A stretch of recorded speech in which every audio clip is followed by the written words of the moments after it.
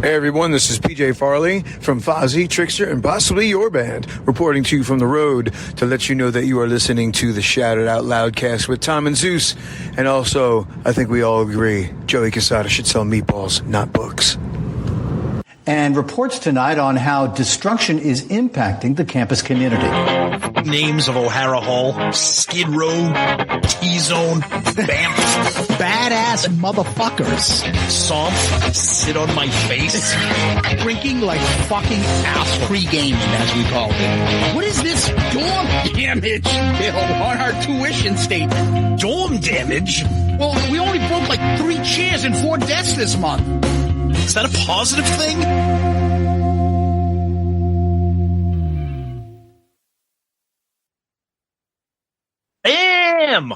That's right. We're back with another episode of Dorm Damage, the show where anything and everything is on the table and the table gets smashed. We are here with episode 69. We're going to do something a little different this week. We're going to do a Tom concert review. Right, Zeus? Absolutely. Why not? Yeah. So it is Monday, July 22nd. Going to briefly talk about my show at Fenway Park on Sunday, July 21st, where I saw the Foo Fighters for the 3rd time. Yeah, Foo Fighters fan. Tom is a big fan.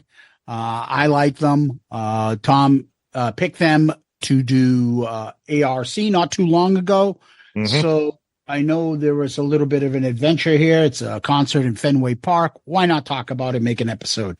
Yeah. So I took my son, who was in the 5th of 5 straight nights of concerts, 3 Fenway shows in 4 days.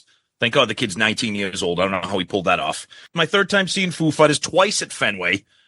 I will say right off the bat, arguably one of the greatest shows I've ever seen. Wow. Best Foo Fighters show I've seen of the 3. One of the greatest concerts ever. First of all, 2 things that stand out before I get into specific details. 2 things that stand out that I love.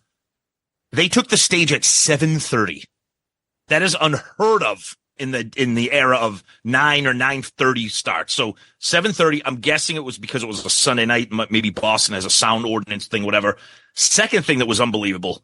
Longest concert I've ever seen in my life. 2 hours and 45 minutes. No breaks. No breaks. 7:30 to 10:15 non-fucking stop. Okay. Wow. I will say this now. I find it really interesting how Dave Grohl is either loved or hated by people out there. I find that really fascinating. I don't understand how you can't love this guy. I don't understand how you don't have to love the Foo Fighters. I don't understand how you can be like, oh, they're terrible. These guys are awful. Like, I don't get that. They're just melodic rock with a little bit of pop, a little bit of hard rock. I told you. It's because he's affiliated with Nirvana, and Nirvana is like the fucking antichrist to all those mork dorks that can't stand it, and he's affiliated there, and they don't want to see any success from that. You're probably right. But it's like not liking Little Steven because he's in Bruce's band. Right. But the funny thing is, the Foo Fighters. I'm not gonna like The Sopranos because I hate Bruce. Like, it's true, but the Foo Fighters sound nothing like Nirvana for the most part. But anyways, I just find that fascinating. So my son had never seen Foo Fighters before. He's a casual fan of some of the more popular songs, and he was just enthralled. I mean, you could not enjoy the show. It was absolutely mind-blowingly amazing. I saw one show at Fenway before, and it was the previous Foo Fighters show. And for some reason, I don't know if I was in like a bad state of mind or whatever, but I remember being like, that I'm not really into it with the seats and everything. This show, the way they do the lights, the way they do the stage, the way they do the acoustics, incredible. And it sucks that Kiss never had an opportunity to do this. But then again, Kiss ain't selling 35,000 tickets to fucking the End of the Road tour. Yeah, it's too bad, but I've seen hockey games at Fenway, and they are fucking horrible. So those really 2 of the Winter Classic games, the seating there, it's too difficult. The line of sight and everything, it's just too difficult. Yeah. I've seen concerts and stuff at Gillette. I find them better. Yeah. Well, this one, I mean, especially the way it's set up at I'm sure it's probably the same in any other baseball park. The stage is all the way up against center field. So wherever you're sitting, unless you're on the ground, if you're sitting in an actual baseball stadium seat, you're far from the stage, but that's okay. But a couple But it's things. Fenway. Yeah, it's Fenway. Everything's fucking obstructed view. Well, thankfully our seats were lower. We were Loge box 108. So we were like right along the first base, great seats. Speaking of third base, ran into Murph and his lovely wife. They were sitting not far from us. We were on the first base side. They were on the third base side. So we ran into them. So, always great to see a fellow Shout Out Loudcast Hall of Famer there. So that was great. Weather was perfect. It was warm, but it wasn't like the, bludgeoning heat and humidity that we've had before. It was interesting too, seeing the crowd there, because Foo Fighters' debut album came out about 30 years ago, right? So we were 20, 21 years old when the first album came out. A real mixed crowd. A lot of people with my situation, people my age with their kids, that are 20 plus years old, whatever. So I thought that was kind of cool. But I want to mention some specific things about the show and the band and Dave Grohl that kind of stood out to me, because a lot of the concerts that we've gone to recently, Zeus, have been Kiss shows, right?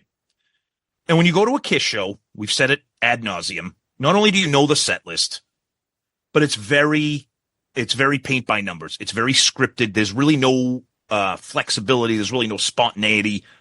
Paul has a little bit of crowd interaction, things like that. And as I'm watching this show, it just reminded me that Kiss, they don't do a really good job with the crowd. They just don't, because really? I'll tell you why. Dave Grohl is like the ultimate frontman crowd commander out there.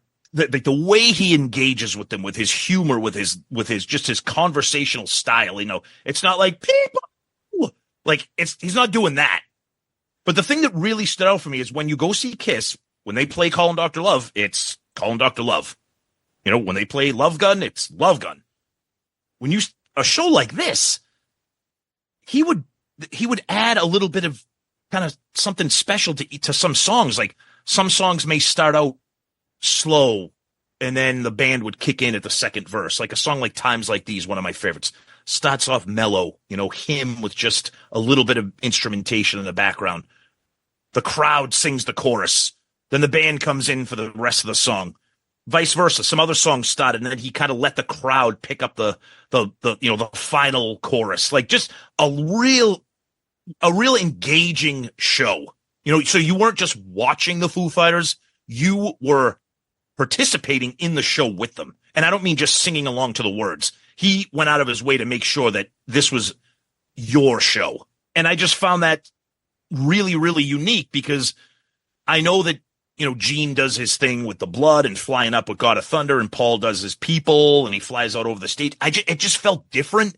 It felt like real, like organic and more, I don't know. It just felt like more of a community. I know that's kind of a cheesy word. I don't know. And it just made me think. I was watching the entire show through like the lens of a Kiss show. I can't speak to that. If that's how you felt, then that's awesome job by them. That made you feel like that was something unique to you. It doesn't take much to give somebody that extra feeling. Think about this. This is just another event, Foo Fighters. Yeah. At Fenway. Okay, great, this and that. But they made you feel special.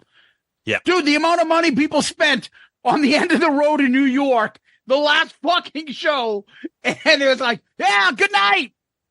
Scan your QR code and check out our video. But that's exactly right. And that was why I'm glad me and you were texting in the middle of a concert last night, the Foo Fighters show, and we're like, this could be a good dorm damage, not just to hear me talk about the show, but I wanted to talk about it through the lens of some of our concert experience. And you said it perfectly, made you feel special, made you feel that they were there for you. Now, I know that our friend Jimmy and his family, he just saw them in New York City. I get it. The set list was the same, but it's not even the set list. It's just that it's not the same from the same tour, from the last tour. Right. It's just, it changes. That's true. Exactly. That's the other thing. It's okay if you keep the same set list on a tour. Correct. But not on the next tour, the next tour, the next tour. I've seen the Foo Fighters 3 times, 3 different set lists. Yeah. That's what But you're right. That's a great way to put it. They made you feel special, even when they started the final song. Okay, they ended with Everlong, which is the big song. Even people that aren't fans of Foo Fighters know that song. And Dave Grohl was like, this has been an amazing. Like, we've had such an amazing night here. I hate to say goodbye at shows, so I'm not going to say goodbye. I'm just going to say we're going to see you guys again soon, and hopefully sooner than later. Like, it was just, you know what I mean? It wasn't. Now fuck off. Yeah, it wasn't just like, go get your fucking shine box. Go get your shine box. Yeah, it was just, I don't know. I guess it just reminded me that, we love Kiss. We've seen them a million times. If they, we'll go see them again. Tom, we're not allowed to criticize Kiss. I know it sounds like it's just Kiss needs to just, maybe they retired for a reason. I don't know. Overall, you recommend the tour and the concert? Oh my fans God. And listeners. It's like I said, my son. And the cost wasn't as crazy as trying to get Pearl Jam tickets these days? No. I bought these tickets, what? I don't know, however long ago, 8-9 months ago. I got them, pre-sale code, bought them at Fenway Park. They were standard ticket prices for 2024. The show was fucking incredible. The stage, the lighting, the interaction. We walked out of there and I looked at Michael and I'm like, what did you think? Cause I know he only knows a handful of songs. He's like, that was amazing. That was a great night. And good. For all the people that are like, Dave Grohl, I'm like, it's the same thing as like the friggin' Ace Cult. It's like you can't like a certain thing because you have this predetermined mindset of what you think of them without giving them a shot. Yeah. But I will say this. We'll talk about this a little bit more on Shout It Out Loudcast proper later on in the week. But did have an interesting interaction with a Loudcaster. So stay tuned for Shout Out Loudcast. Talk about that a little bit later too. Yes. So if Foo Fighters are coming around in your area, I highly, highly recommend you go. You will not be disappointed. Cool. All right. Till next time. Peace out, Girl Scout. Oh, you over here? Yeah, I'm over here now. Zeus, it's me. I want to end the show now. Jesus Christ, Tom. Jesus Christ. Let's end the show now while we got the muscle.